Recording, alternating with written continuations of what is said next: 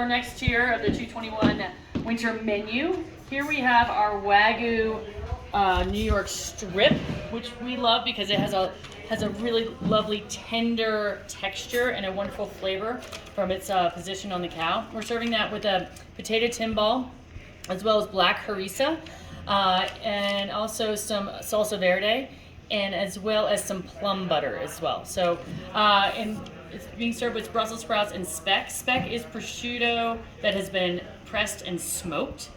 So your guests are definitely going to ask about that. This dish can be done dairy-free if we take the timbal out of it, and it's already gluten-free.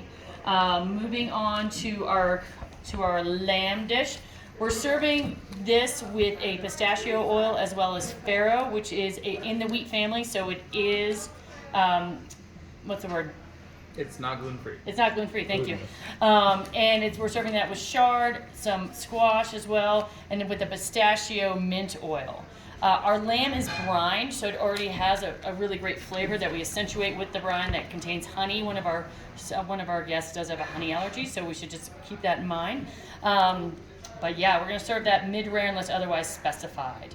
Same with the Wagyu. This is a little bit on the rare side, but you know, we're doing the tastings. It's so much fun. Next we have our scallops, our seared scallops that we're serving with a parsnip puree. That's the blue. The blue also has butterfly pea flour in it, which just gives it a beautiful color, and so we just love that. It's also called the Latin name is the Tenacia clitori. Just look it up. Look for a picture. You'll see what I'm talking about. And we're serving with broccolini, which also goes in by the name aspiration. Some sunchokes, roasted sunchokes as well, and the scallops. We always cook the scallops with butter. We can do it without, no problem, but we just need to know. We gotta communicate that. And we also have a little smoked beet coulis, which I just made today. It's fucking bomb. Right. With the Wagyu New York strip, a lot more flavor than I would expect from a strip. And it's just very well done. You can tell that there's fat content in this lean cut. I really like the, what is this called? The timbal. The timbal. Potato timbal. Mm-hmm. Adds a different, element of levity, gives you different texture.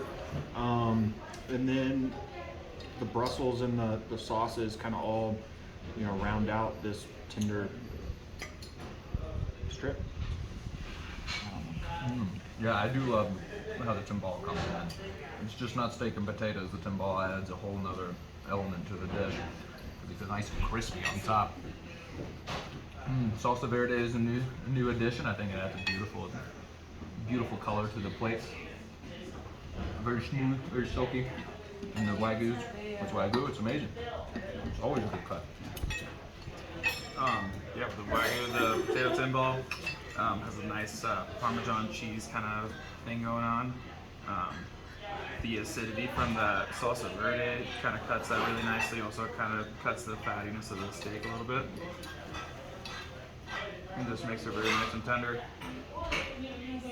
And the harissa, with the kind of peppery, nutty notes, just rounds the whole thing up. What do you think about the lamb? It's a savory dish. The squash and accoutrements that go with it kind of all play into the juiciness of the lamb. It's really all I've got. I've just gotten one bite so far. I'm gonna go back for another assessment. The pistachio and mint oil is so good with this. Nutty, savory, really complements the off-putting taste of a lamb. I don't know if off-putting is the right word. It's a strong flavor of lamb. I'll space it out. Beautiful. Yeah, the lamb has a great kind of like Mediterranean feel to it, reaching kind of into Indian with the turmeric and the broth for the farro, and the pistachio oil gives it a nice acidity and brightness to the dish to cut through that sort of, yeah, like Michael was saying, this strength of the flavor of the lamb, I guess. And yeah, just overall a very well balanced dish.